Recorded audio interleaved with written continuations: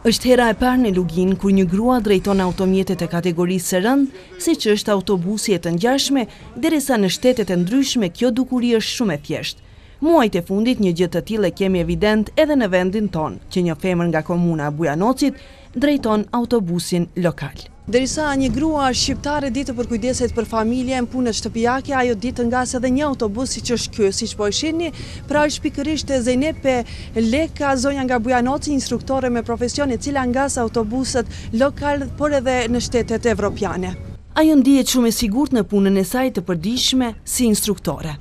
Mua nuk është shumë e vështirë, meqense profesioni im është si instruktore, kam përvojë më thëmë me autobus jo, por si instruktore kam përvojë.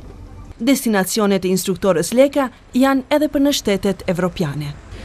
Preshev, Tërnovc, para një mujit kam qenë edhe në Zvicër, ku për herë të parë do thotë një femër në ka vozit për Zvicër. Shkufi, tha për herë të parë që po shoh mi femën, do e kalu kufinin.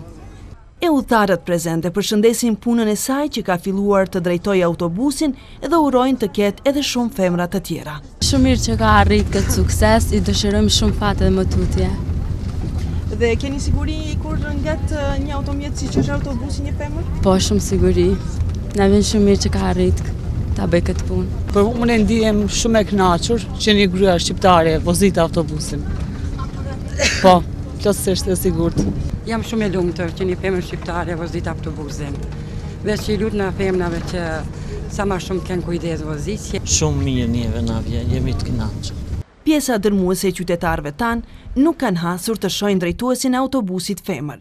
Inspektoria në fjalë apelon të gjithë femrat e tjera të drejtojnë edhe automjetet e tjera të kategorive të ndryshme sepse munden. Pasi që jam instruktore, ka shumë talente, do të femra që kanë talent, mos ngurojnë, po në të vozitin.